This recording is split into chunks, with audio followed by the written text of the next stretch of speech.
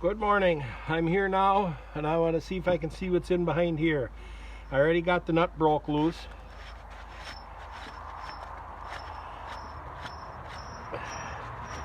A little bit of penetrating oil and it spun right off. Now I have to get the fold over lock off.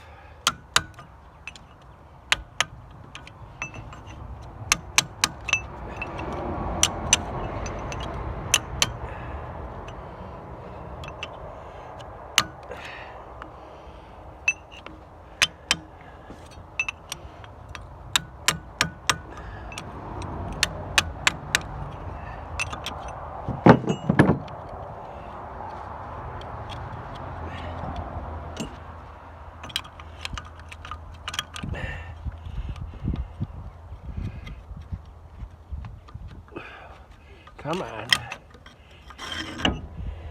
So there's the fold over lock. Now I have to bend back these fold over locks.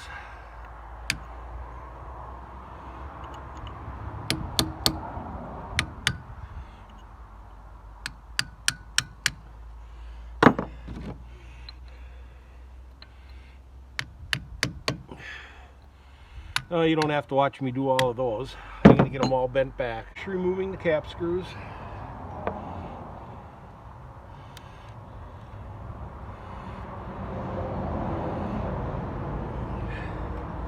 I'll tap on this end plate a little bit with a brass drift to see if anything moves. And that plate came off.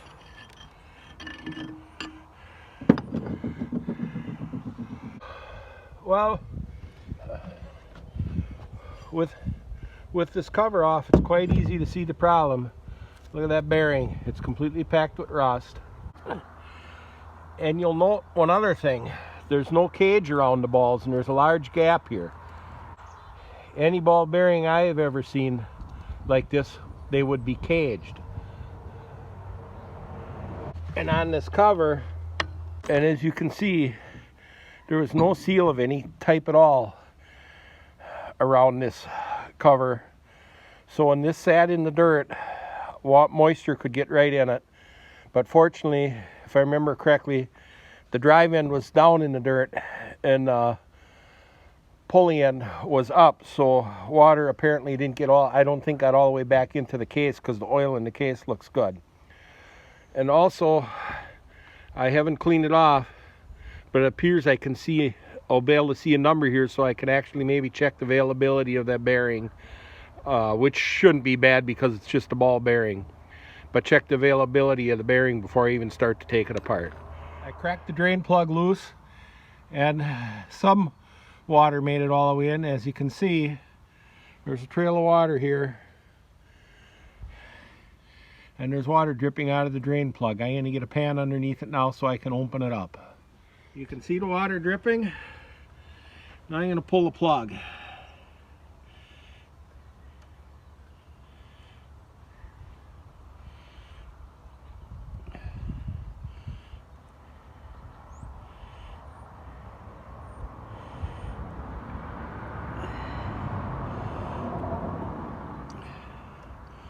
Quite a bit more water. Now I'm going to pull the plug. Quite a bit more water coming. Oh, a lot more water.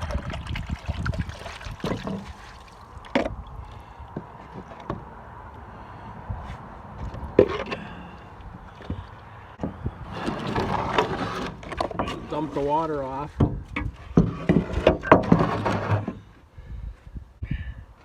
Let's try sticking something up in it.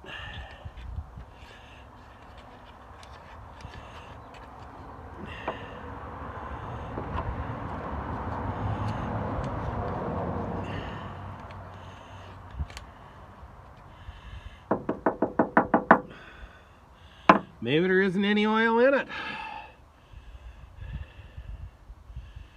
I'm going to look in the top again. That oil that was coming up on the gears might have been just a little bit of film that was on top of the water. We're going to look in the top again. After having poked around in the hole and not getting any oil to come out, I'm going to proceed to splitting it apart here. I'm going to go and take the bottom bolts out and all but two of the top bolts, and then I'll bring you back to it as I take the last two out and attempt splitting the two cases apart. I have only two bolts left to take out. Hopefully it'll split apart. I'm anxious to see the inside.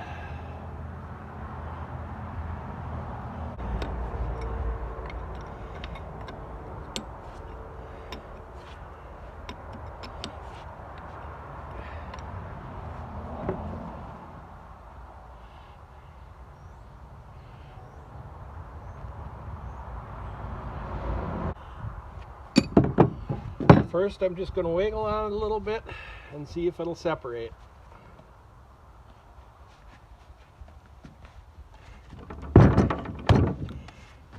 Yep. There it is. You're seeing it at the same time I am. Oh.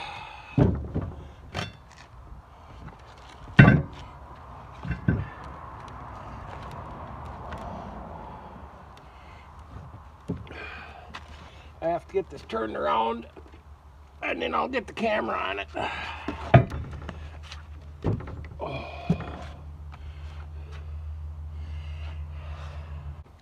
Now this gear looks excellent. Everything looks good there. That gear looks good. Excellent.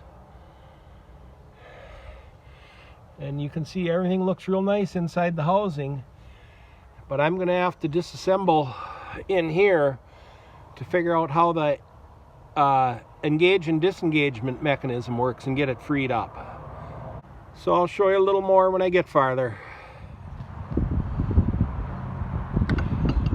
I actually pulled the engagement lever off a couple years ago. So I took the cap screws out here. As I say, I have no idea how this comes apart, what's inside here, because I have no parts book for it. And then I pulling this cap screw out the top, I figure that has something was holding the mechanism in there. And being a dulled bolt or whatever, I'm sure it does. So I don't know if this cover has to come off over that shaft or if the whole assembly comes out. So first I'm just going to try tapping on this cover with a brass drift and see if anything comes loose. Oh, it moved already. And look at that. More water. Oh, this I think is going to be kind of interesting. Look at that gear.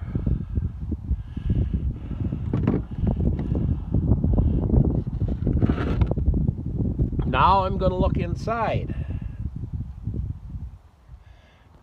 So the teeth on this fit inside the teeth on that piece. And I'm guessing when this turns, there's some kind of an eccentric that pulls on a thrust washer to pull that gear into mesh.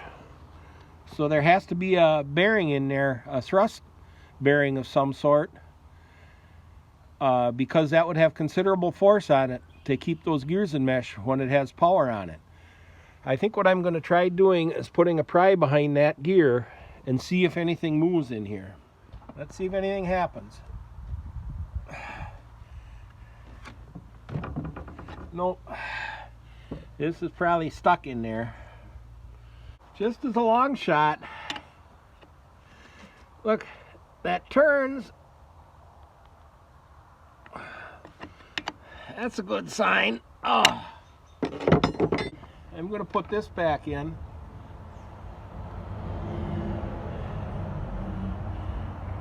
That pin bolt, that may have something to do with the mechanism working. I stood the belt pulley part of it and housing on end so that penetrating oil would work its way in here better to help free up that heavy grease. And this is what I discovered when I stood it on end. The whole shaft and pulley moves back and forth to take it in and out of gear.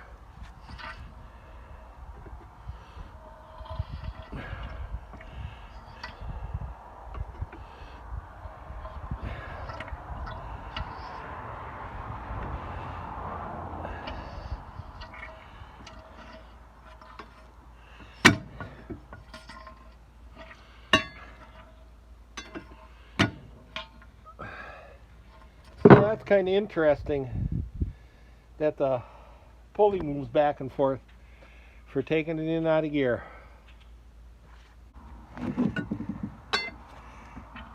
See, as you can see,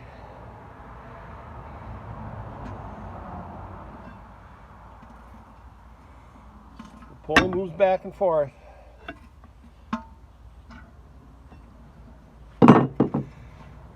Now I'm going to go after the shaft where the poor bearing, where the rusted bearing is. There's one thing a little concerning now that I can see the gears better. Where here, as the gears look, the teeth look perfect on the bevel gear. You rotate it a ways, and there are some teeth that are worn off, a little crooked there.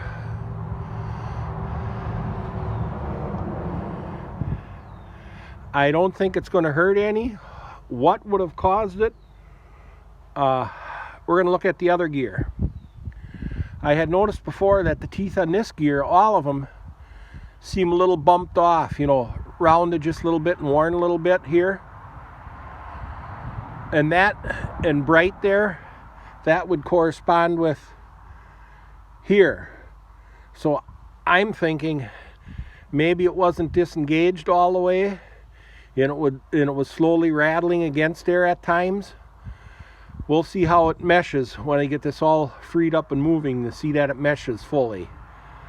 So I think that's all I'm going to do on this right now. I'm going to cover it up real good to keep it any more contaminants out of it before I flush it all out, and I'll have to work at disassembling the shaft out of this part to get the bearing out in order to order a bearing.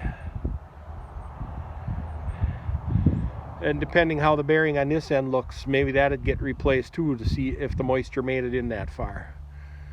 So thanks again for watching. I'm glad I got at this when I did, so I have it ready when I need it.